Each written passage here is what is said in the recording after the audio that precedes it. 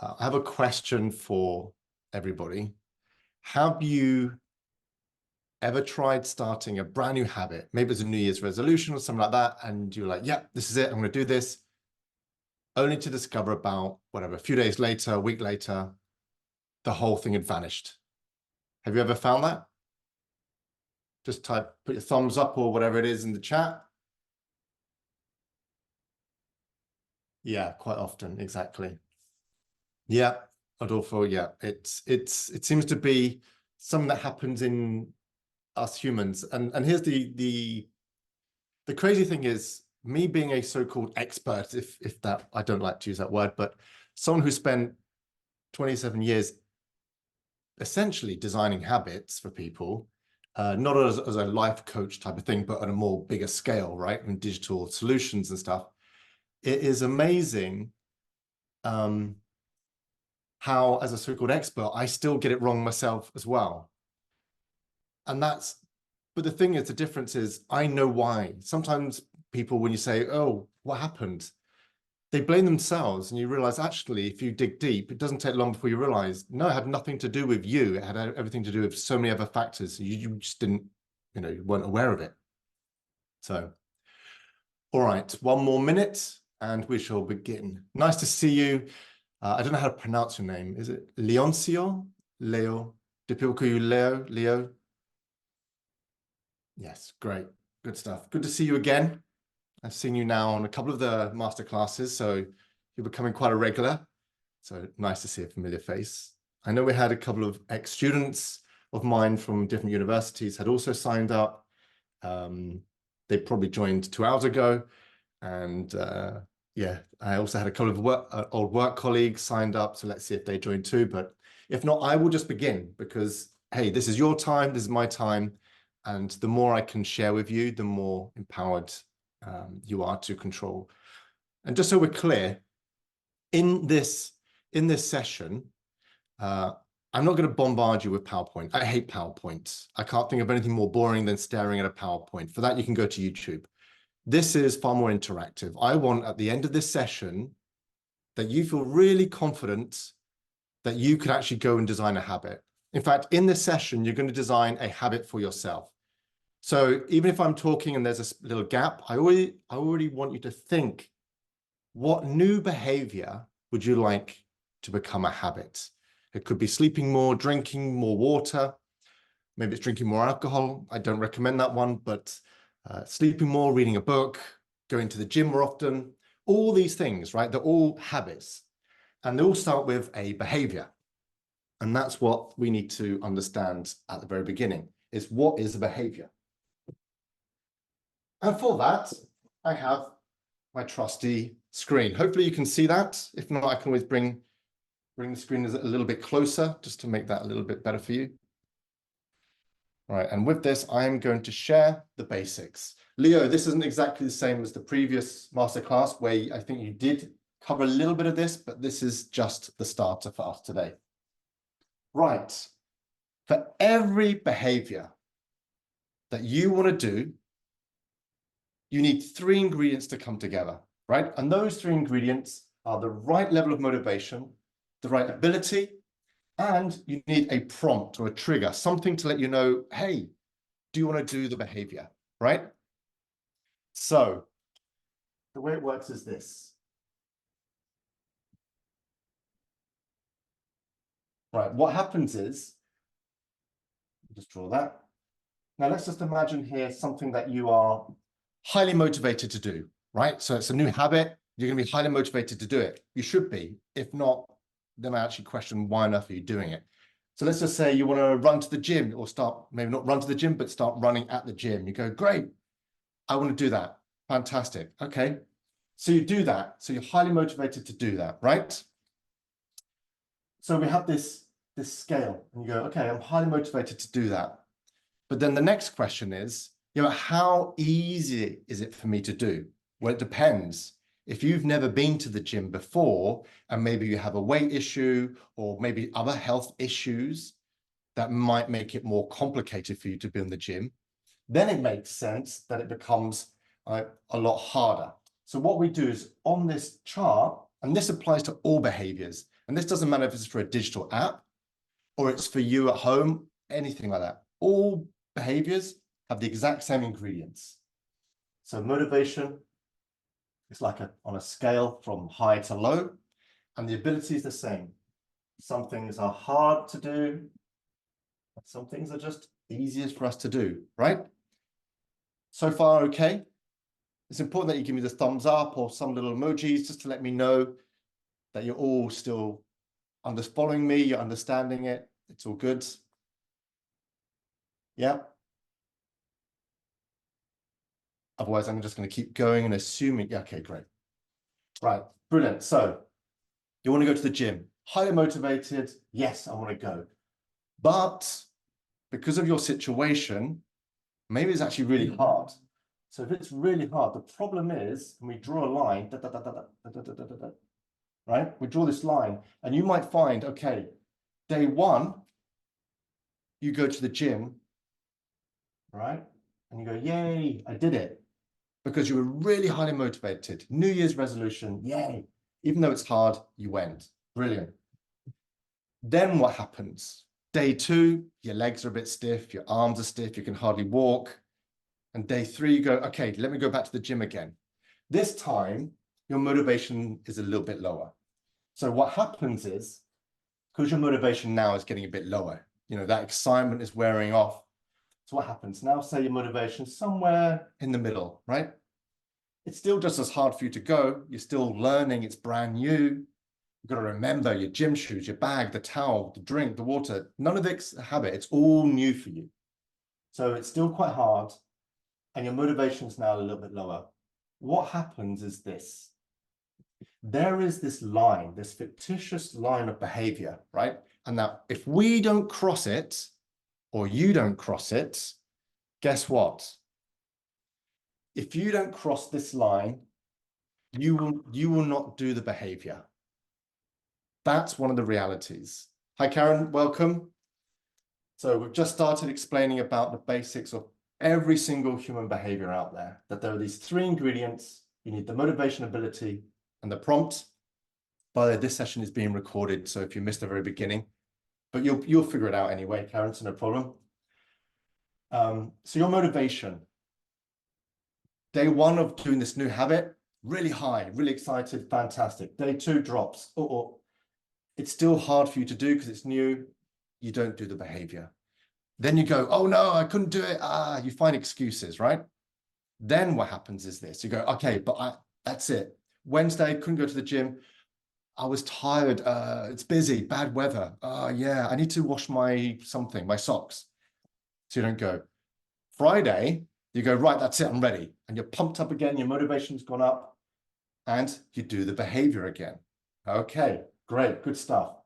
So the problem is, whenever you're trying to do any new behavior, and this isn't just you, this is for your customers as well, whenever you're trying to do new behavior, you need to be assessing just how hard or easy it really is to do in the first place, right? And our jobs is to, if it's for ourselves, is to make it as easy as possible. This is really important. And actually at the very end of this, I'll give you a little cheat sheet, but trust me, making things easy is your best hope of ever achieving and developing any habit whatsoever. So let me explain a little bit more. Let's go a little bit deeper now, what we mean by this. Well, this model, by the way, is by Dr. B.J. Fogg. Let me just write that here on the screen so you don't forget that, because we actually called this the Fogg model, F-O-G-G. And he was actually my teacher at Stanford, and he actually taught everyone this model. By the way, this model was also taught to the founders of Instagram, right? They were also in his class, not in the same class as me, but I think a year or two before, and they have the exact same stuff. And if you know this, and then you look at Instagram, you will start to see some of those little patterns that are running in the background. All right, okay. So we've got motivation, we've got ability, and we know we've got this line that we or our users have to cross. So we need that right balance of the motivation ability to cross it. Okay, so what do we mean by motivation? Well, BJ Fogg talks about three main types of motivation. And just so we're clear, in behavioral psychology, motivation tends to work in opposites. So there's something that pushes you to do something, and there's something that's pulling you to do something, right? So let me explain. So motivation. BJ Fogg refers to, and by the way, if you go to Wikipedia and you type in motivation, or you type in ChatGPT, tell me how many types of motivation there are. I don't know how many you get. Maybe you get 30, maybe you get 50. There are so many different types. But actually, when you break it down and you try to simplify it, these three that Dr. BJ Fogg refers to are gold. So the first one is this: pain, and the opposite is pleasure. Right? So we tend to move away from pain and we move towards pleasure. Right? You see that push-pull thing happening? Another one is hope. Now I'm going to ask you to type something in there. What's the opposite to hope? So we move towards hope. So what do we move away from? What's the opposite of hope? Feel free to type that in. What's the opposite of hope? Well, I would say it for you then.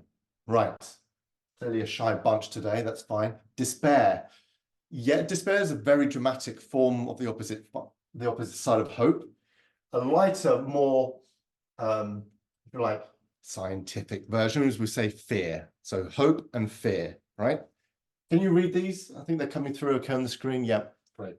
So hope and fear. And then the last one is acceptance. And the opposite of acceptance is rejection. Nailed it, Leo. Great. So rejection. So we have these motivations working all the time. Our subconscious, every time we want to do something, is actually scanning these and saying, how motivated am I to do that? Like if you think about the dishes in your kitchen, or sweeping the floor, or throwing the rubbish downstairs, right, into the bin. If you think about all the things that unmotivating, right? Your subconscious is always thinking, oh, I'm going to throw the rubbish downstairs. Oh, I really don't want to, right? That's demotivating. That's that, oh, it's giving me pain. Oh, but wait, I could watch one more episode of Netflix on Netflix. That gives me pleasure. And then I'll go and throw the rubbish out. Have you ever had that experience before? Or something along those lines where you put something off because the pain of doing it is actually demotivating you. You're like, oh, I just don't want to do it. Right? Or maybe it's something you're afraid of doing, or you don't want to do it because you're afraid of actually the rejection by doing it. Okay, so we have all these motivations, and all these motivations, what they're doing is they're making what's called a motivation wave. Right, where should I put this? I'll put it here. And this is what happens, right? So if we think about different days and we think about that behavior, and just so we're clear, that behavior, what we're trying to do is turn a behavior into a habit, right? You need to repeat the behavior several times before it becomes a habit. So now let's imagine that on this line, there's time, right? So every day, let's say the gym, because it's a nice easy example we've already used. We were highly motivated on day one. Brilliant. So motivation is high. Yes. So we go. Day two, no, we don't go. Day three, yeah.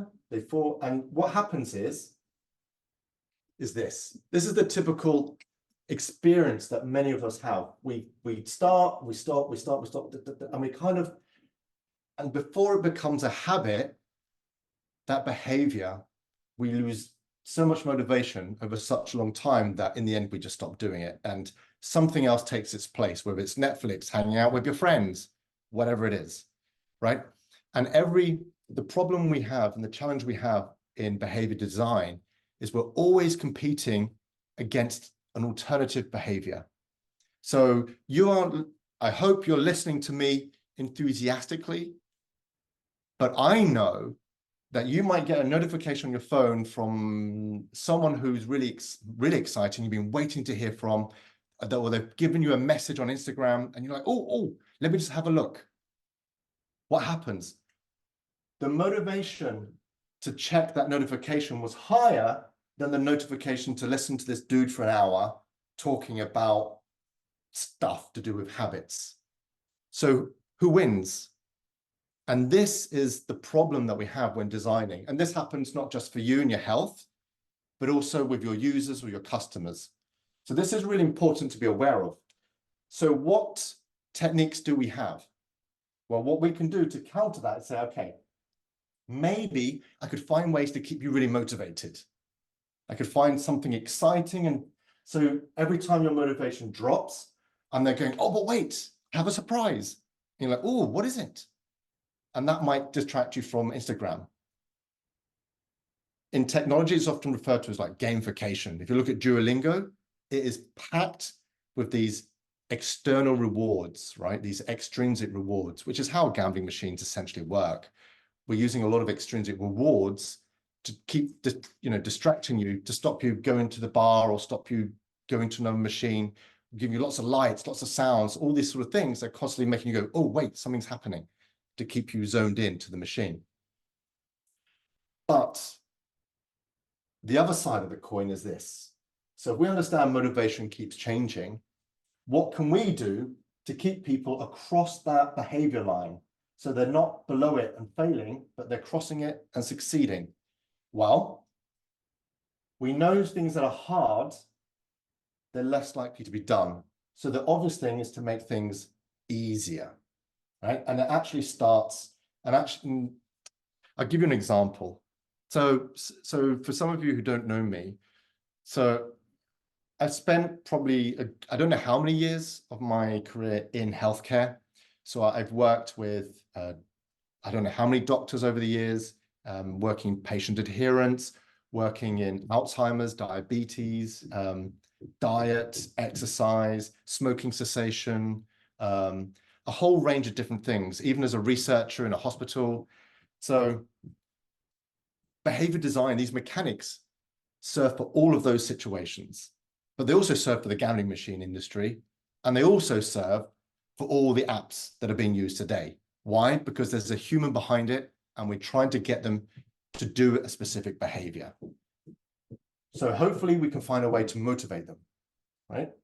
But then we also have to make it easy. And this is what we're going to be really focused on. This is our secret weapon, is how do we make it easy so that the person who didn't want to throw out the rubbish suddenly crosses that line and goes, yay, I can regularly, successfully do that.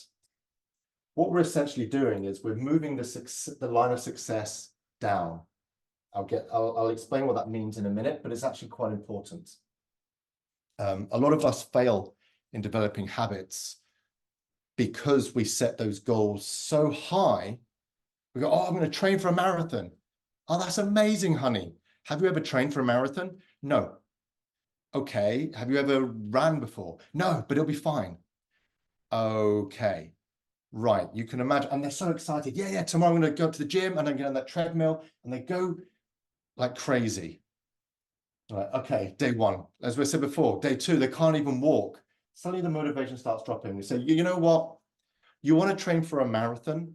That's fine, but let's start with behavior number one. Just getting to the gym and just doing, say, 1 minute on a treadmill. How about that? Is that easy for you to do? Yes. Could you do it on day two as well? Yes. Why? Because I haven't gone crazy on day one, so I can actually walk on day two. All right. So you see how we start looking at little bits and bobs that we can do to make it easier and easier for that person. I'll give you a real world example. So I was working with a group of patients. This was years ago. And I was working with a group of patients that was undergoing chemotherapy. Okay. So I personally have never undergone chemotherapy, so I don't know what that's like personally. But what was very obvious was that these patients, so they have to do the chemotherapy, right, for their cancer treatment. But at the same time, the doctor says, oh, you need to keep physical, you need to keep exercising, you need to keep your muscles strong. But anyone who's had chemo says, yeah, but that chemo is exhausting. Like it takes all your energy out of you. How am I going to go to the gym? Or how am I going to go on whatever, right? Or do sports? They just don't have the energy. So suddenly now their motivation is dropping.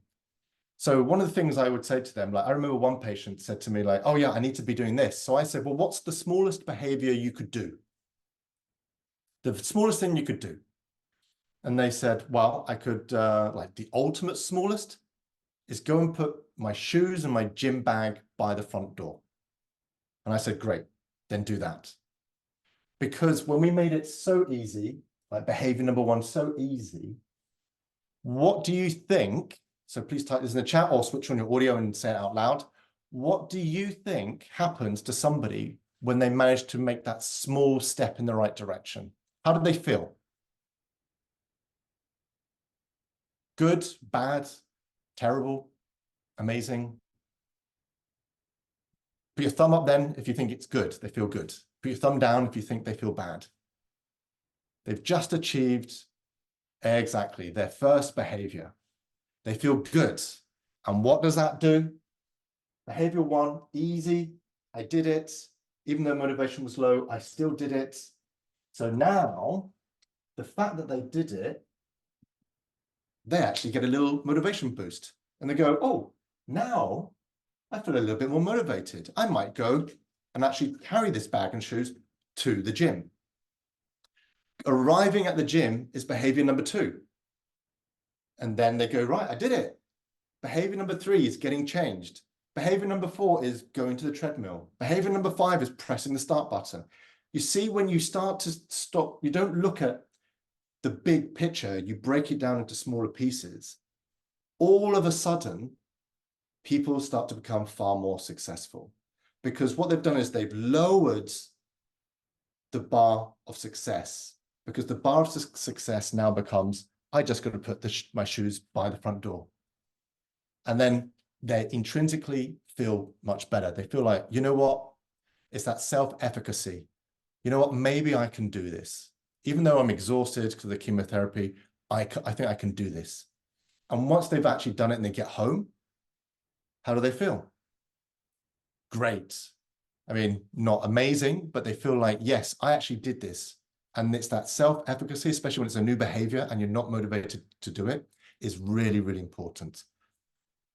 So we're always looking to make, and it doesn't matter whether you're thinking about, oh yeah, but I'm a designer. What about my users? It's the exact same thing. You must make it always easy, easy, easy. So easy that it's literally like opening their Instagram and seeing a notification. You get a notification, you click on it on your phone, it opens the message. It doesn't open Instagram, it opens the message, right? That's the key, is to make it so easy that you get the results and then you get the reward as quickly as possible. So that then brings me on to the rewards. Now, some people, and by the way, I did say at the very beginning, you're going to be in a moment designing your own habits. So start thinking about one thing you would like to, a new habit you would like to develop in your own life, because we need to practice this. The thing about rewards,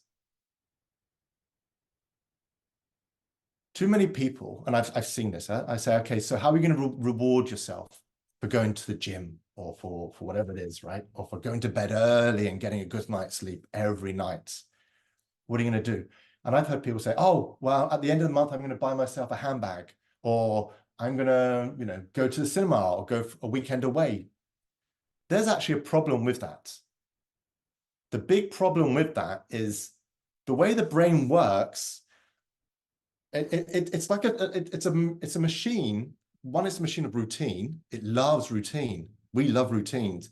But the other part is the routines that we tend to do more of are the ones that actually have lots of little rewards along the way, right?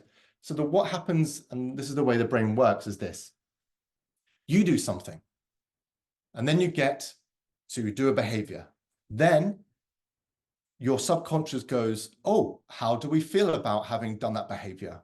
Do we feel good, bad? If you say, oh, I feel bad for having done that behavior, I hate doing it. Well, the brain goes, oh yeah, we don't want to repeat that again. Like we will try and get out of doing that again. We didn't like that. But if you attach a different kind of, say, a meaning, like, oh, by doing this, it means I'm going to be more healthy. I'm going to be stronger. I'm going to be whatever. Once you've done the behavior, your subconscious says to you, oh, that was good. We're taking a step in the right direction. Oh, great. And then that produces a small amount of dopamine. And dopamine acts as a memory enhancer, right? And so around the neurons, that chemical then acts as this, it reinforces the memory. And then as a consequence, the subconscious goes, oh, what do we do to get more dopamine? Well, you just need to repeat that behavior. Oh, yeah, that behavior seemed easy enough to do. Yeah, we could do that. And slowly you start reprogramming the brain. And suddenly you start doing these new behaviors. And that's when they start to become habits because they're nice and easy to do. The reward is instant. Instant, it doesn't have to be big, but it needs to be there. If you think, no, I'm putting off the reward for a bigger thing, you're setting yourself up for failure. I'm not saying it's impossible, but for most of us, we just go, you know what? No, I need that reward now. Small, but something. Okay, so always remember that. It's like, what will be my reward?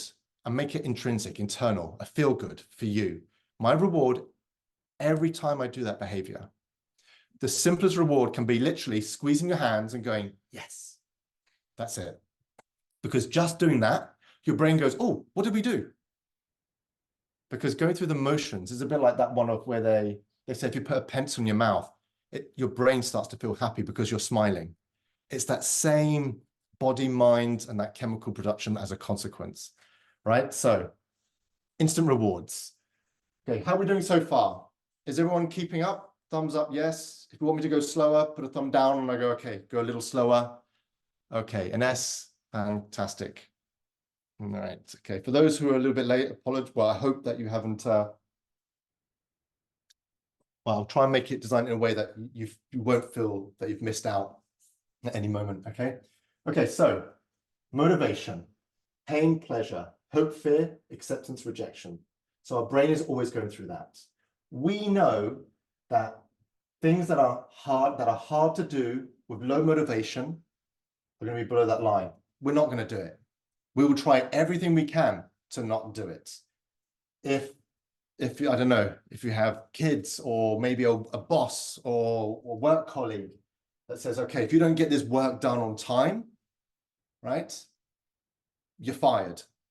Okay, well, you've actually got a fear now and you've got this hope. So you go, okay, suddenly your motivation goes up. Oh, I don't want to lose my job. I'm afraid of losing my job. And I hope to get it and to do a great result. So what happens is your motivation goes up. And so that hard thing, that hard deadline suddenly has a chance in being done. Okay. So what do we mean now by ability? Something hard or easy? Well, again, Dr. BJ Fogg talks about these 6 different components. And they are, I'll put them along this side. Okay, so we have money. Okay. So money is one of those abilities. We have time. Time, if you don't have time to do something, you're not able to do it. Then we have physical. We have mental. So do I know how to do it? That's the mental part, right? Do I know how to use this software or whatever it is, or drive a car? Then we have social norms. Like, am I allowed to do this behavior in this country or in the workplace? I mean, there are societal norms in the streets. There are norms in your office or in different places. You know, in the cinema, it's not socially accepted to start singing or standing up and making a phone call. Like, there are these social norms that make it very hard for you to do a specific behavior.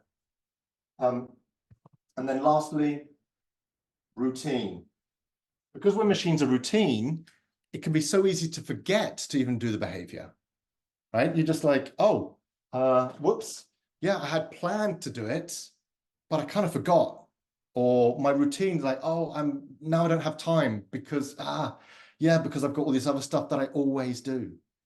And so we plan, we have these goals like, oh yeah, tomorrow I'm gonna wake up early and I'm gonna do a whole gym workout before work, which you've never done before. And then suddenly you realize, no, your routine says no. Your alarm goes off early and you go, no. Your brain says, no, thank you. We're not doing that. And it makes it suddenly very, very hard for you to do. Okay. So, like I said before, whenever we're designing for a behavior, we're always looking not to worry about motivation, but to make something easier and smaller. The other part, and this is called specificity. So how specific can we make that behavior? In fact, let's do something. Because we're about halfway, we're going to do,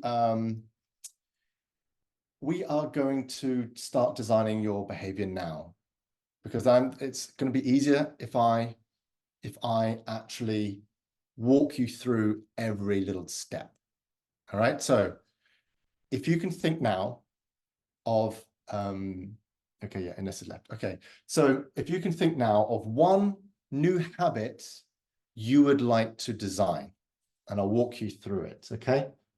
You don't have to share what that is, but do put your thumb up when you've got one new habit you want to do. It can be very private and you don't want to share, that's fine. If you want to share, hey, you know what, that's great too, but don't feel obliged. But at least have one new thing you'd like to do. Put your thumb up when you've thought of that thing, that new behavior. Right. Leo's got it. Okay. Yep. Zaria's got it. Christian, Karen, Adolfo's got it. Right. Okay, good. So, right, you've got it. One new thing you're going to design in your life. Okay. And by the way, after this, I would love it, especially if this is something you're going to do tomorrow. I would love if you then send me an email just saying, hey, Gary, I did what you did, the steps you asked me to take, and I did it. And I'm going to do it again tomorrow or whatever. Like, give me feedback. Let me know how you got on, okay? Or if you say, no, it totally went wrong, and I think this is why. Okay, great. Let me know. So you've got your behavior. Right, step one. Right? Step one is to say, okay, why do I want that behavior? So if you've got pen and paper, or if not, if you're like Adolfo, you might be in a car or something, like think about, like, why do you really want to be doing this behavior? What does it mean to you? Right? What would you gain as a consequence? And I want you to think about what would the outcome or success look like for you? If you could do this one new behavior and turns into a habit, what would success look like? And interestingly, when we're designing for, like in apps, really successful apps actually are very good at identifying and reminding their users just what the end goal looks like. Because sometimes motivation drops and we need to be reminded, what's the goal? Why are we doing this again and again?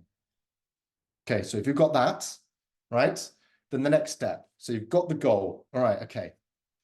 Can you identify the exact behavior? By the way, there's 14 steps here.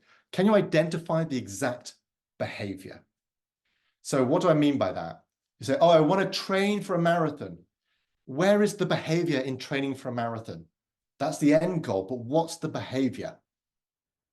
Does that mean, no, I have to wake up every day and run, I don't know what it is, 5 kilometers in training? I have no idea. But whatever that is, that you need to say, it's so specific, that's that specificity you need, that you can write it down. Someone could photograph it and go, yes, look, I photographed them. They're doing the behavior. You see it. All right, good. That's specific. Okay, good. So hopefully you're motivated to do it. And hopefully you're specific, But the next question is, how hard or easy is it?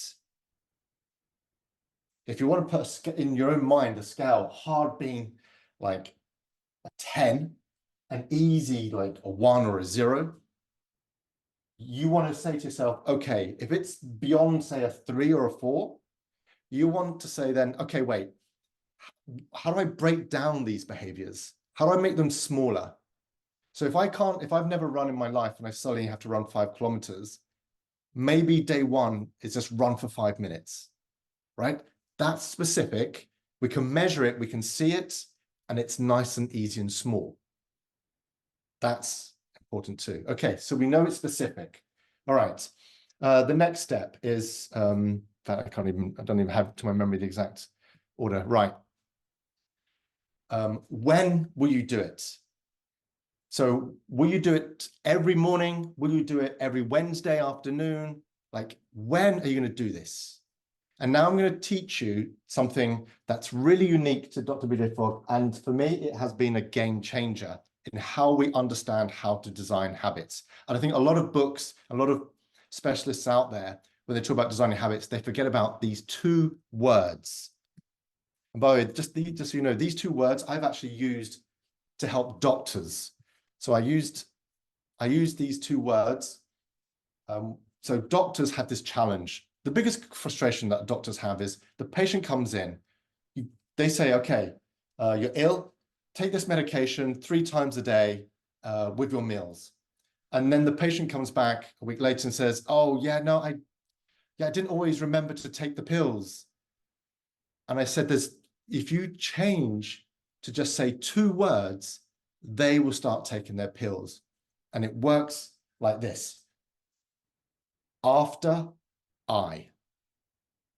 And the reason why those two words are so powerful are because what you're doing is you're telling the brain where in your routine you're going to hijack it and put in your new behavior. You see, because a routine, all right, I'm going to put it down here. I hope you can still see it, just about. All right, so there you go. If you think about your day, you have hundreds and hundreds of behaviors, right? And you have to hijack your routine to squeeze in a brand new behavior. Otherwise, it'll never become a habit. So what do? Is we've got to say, okay, after I do what is that? What is that one behavior there?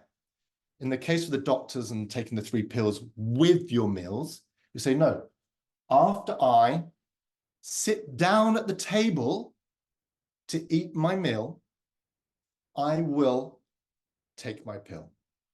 In fact, you can even get even more specific and say, after I sit down at the table, I'm going to open the bottle of pills and take the pill. Do you see how I'm breaking it down like tiny steps?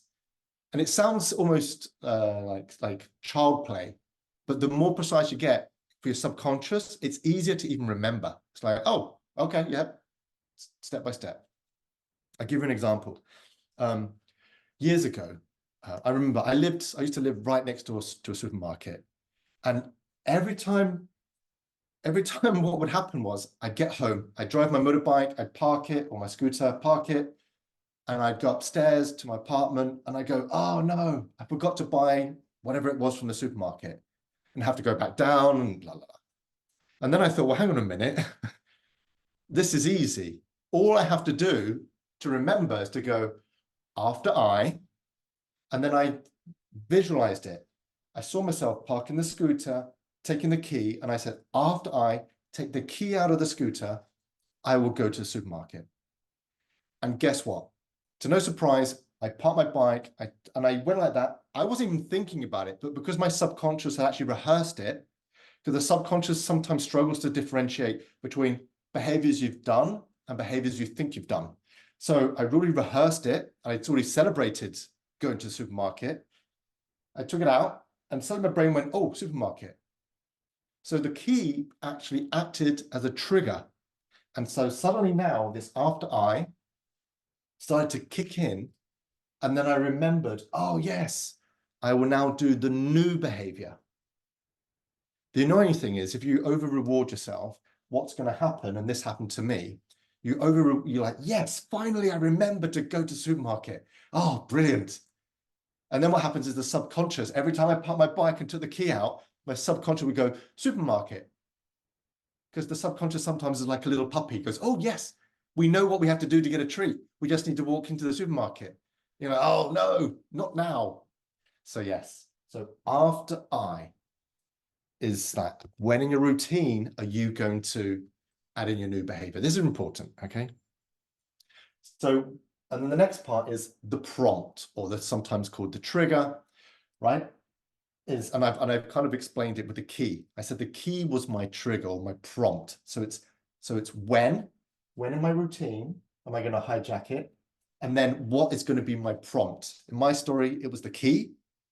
So after I parked my bike, and then the trigger was going to be taking the key out, you need to think of yourself, what is going to be your prompt to do that, or your trigger to do that, right? Now, something really important, okay? You're doing well so far if you've got this far and you've actually taken the notes. Then you've already got a really high chance of being successful at doing a behavior, but still not a habit. There is a problem with this. There's only 24 hours in the day, unless you've figured out a life hack to change that. But for most of us, there's only 24 hours in the day, and our days are busy. So whenever you want to try a new behavior, the question is, well, what's going to give? We're all very good at coming up with ideas of stuff we're going to add, new stuff we're going to do. But what are you going to take out instead? If you want to sleep longer, an extra half hour longer because you want to rest and get more rested, right? Or you want to go to bed and read more, that's great.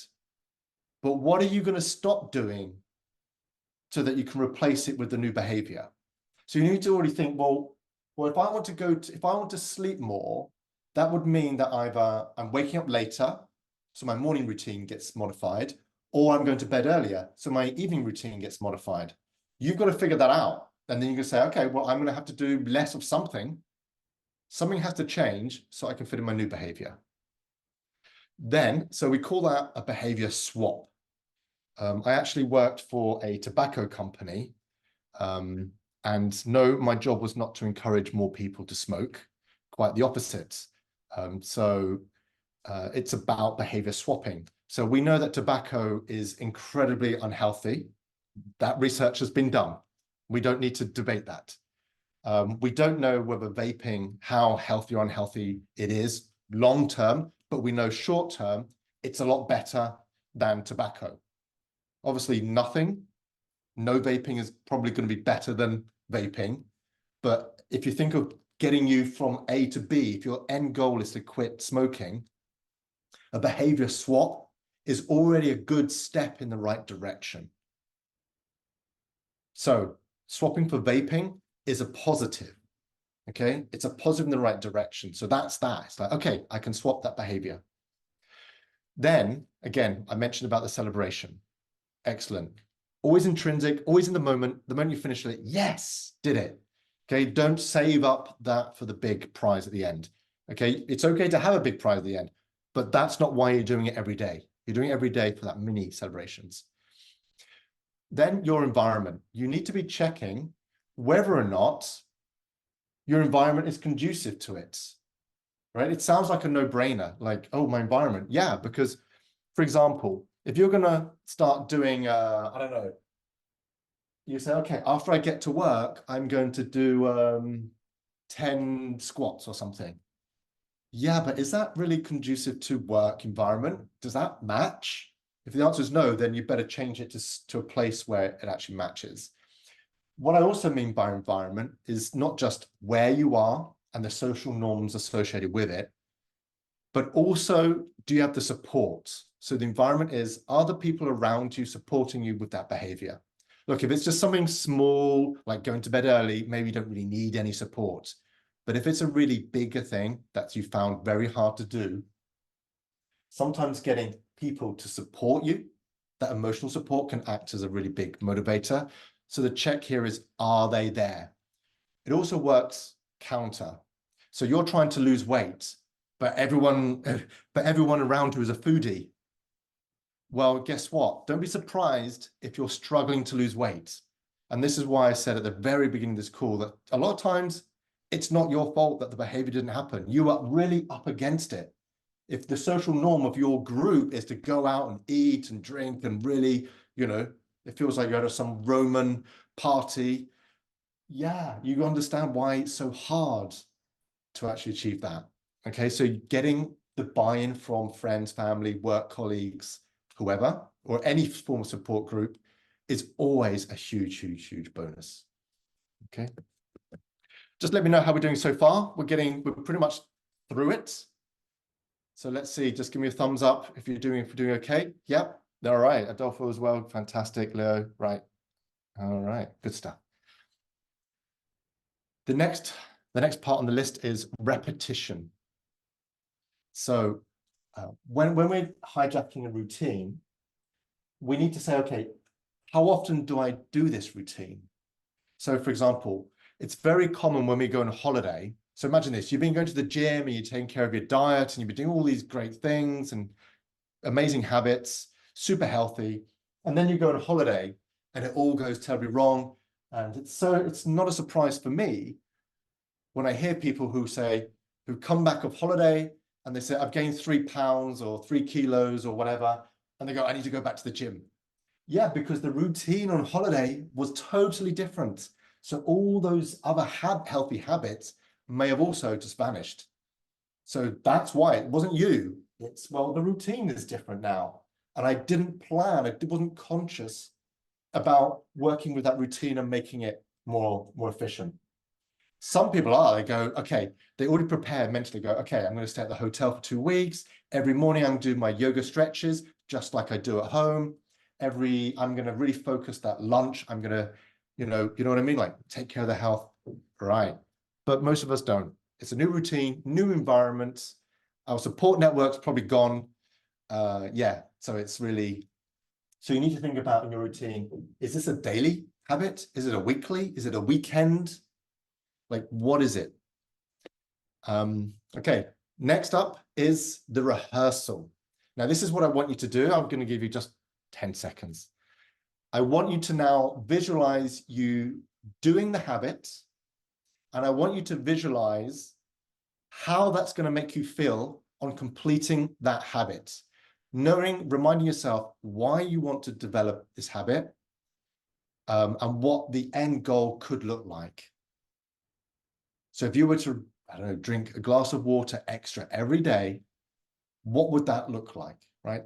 Your version of that, okay? And I want you to feel, like internalize and feel that celebration. Because like I said before, even just rehearsing it, if you've ever looked at, say, skydivers, synchronized swimmers, so many athletes, right? Even tennis players before they get on the court, they're still rehearsing the movements. There is a brilliant book called The Chimp Paradox, and it's actually by a coach from one of the Olympic swimming teams, I think the British Olympic swimming team. And in that, it's all about motivational theories, and he talks a lot about, the athletes have rehearsed winning 10,000 times. They've rehearsed it. Every day they're rehearsing winning. They're going through the behaviors, they're rehearsing it mentally, and they're feeling the win so that when they get in, their brain has already knows how to win. It knows how to move the body to win. And now they just have to physically go through the motions, right? Because that's the way the subconscious works. Right. Next, and this is the last couple of points, is this. You will do the behavior. If it's the first time doing it and you'll be conscious of it, if it's your first time doing it, what will happen? Well, guess what? Don't be surprised if sometimes it doesn't work. You know that sometimes it doesn't work.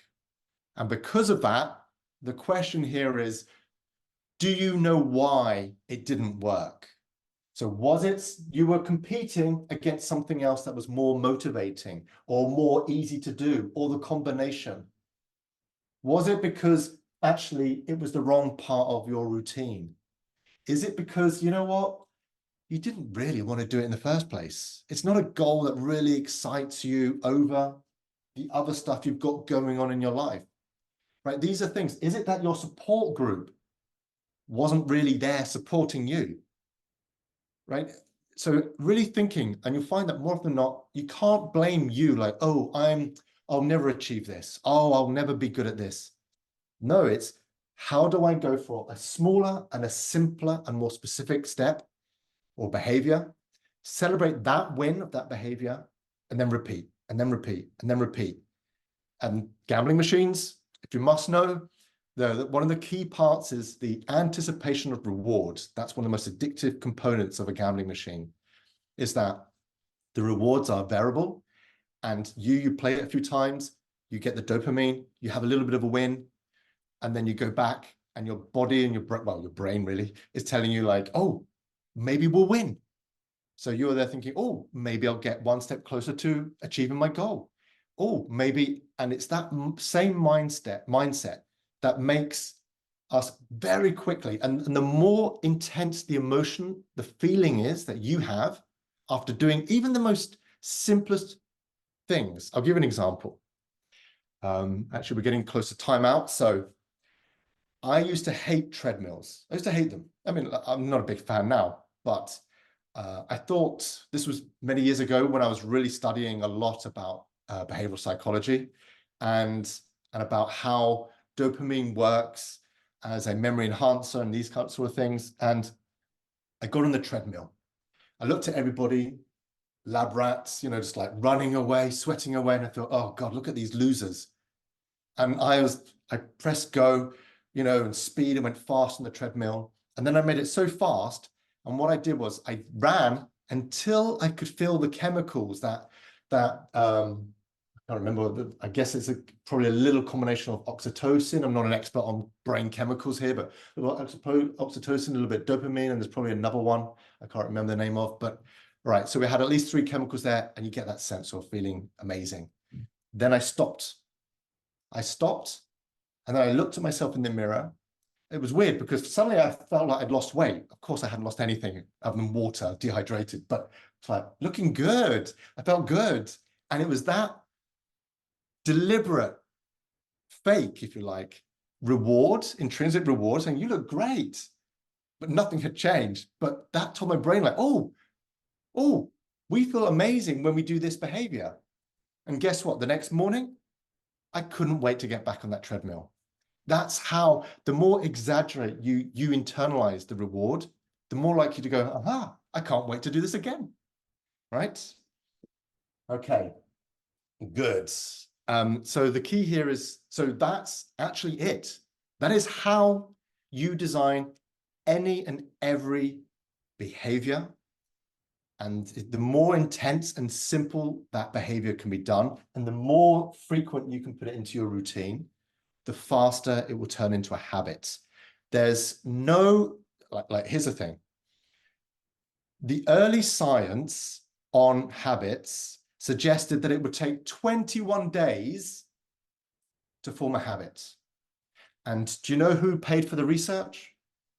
A water company, a bottled water company, who coincidentally, just after getting that, ran an ad campaign saying, hey, drink our bottle of water for 21 days. It was all made up. There is no real research. If you, it does not take 21 days to make someone addicted to gambling. No, it can take 21 minutes. Some things can take 21 months. Like, it totally depends, the frequency, the intensity, right? If it really fits in your routine, if you can make that happen, then it becomes a habit. I once had NASA as a client, and I didn't meet any astronauts. I didn't see any spaceships. In fact, it was all by email. Sadly, an amazing logo to say, hey, I worked for NASA. But the reality it was all working with engineers via email. And what they wanted to do was to learn the exact same formula, right? And what they wanted to do was to learn how to automate in their minds as many habits as possible. So they would do a thing called habit stacking. And just so you know, and you might have the same idea, you go, wait, hang on a minute, I could line up lots of new behaviors and develop lots of new habits. Think of it like this. It's a bit like Jenga. If you pull out one of those behaviors because it hasn't really formed like solid, it's a new behavior and it's still not a fully fledged habit, and it's not really part of your routine, guess what? All the other behaviors fall down and collapse too. Gary, good morning. It was a great chat. Thank you very much. Just quick question. Would you explain very quickly what's the difference between pulling a behavior and pushing a behavior? I mean, that really caught my attention, that concept. Just wanted to make sure I understand correctly. Yeah. So in most instances, so great question, Dolfo. In most instances, we are pulled towards something like pleasure, right? Like social acceptance, like hanging out with our friends. That motivates us to do something. But in the same instance, the reverse can also motivate us or demotivate us to do something. So imagine this. You're COVID. You're at home a lot by yourself. Okay, so you start to feel social rejection. You haven't been socialized with anyone, and you start to feel that sense of rejection and loneliness. That feeling acts as a motivator to reach out to your friends. You see, but it's a negative. Also, for example, if I take social acceptance and rejection again, let's imagine you're with your friends and I don't know, you misbehave. I don't really know what. I'm trying to think on the spot here. You misbehave in front of them. You're with your best friends, you're with all these friends, and suddenly, I don't know, maybe you get too drunk and you make a fool of yourself and you pick up a chair and you throw it out a window and people go, wow, that's not like Adolfo. He's not like that. And then so suddenly they're like, dude, we don't want to hang with you anymore. Something's up. And so they reject you. So suddenly you feel that rejection, and then you're more motivated to apologize and to say, oh no, sorry, I won't do it again. And blah, blah, blah. So you see how this swing between I want to be accepted and I don't want to be rejected.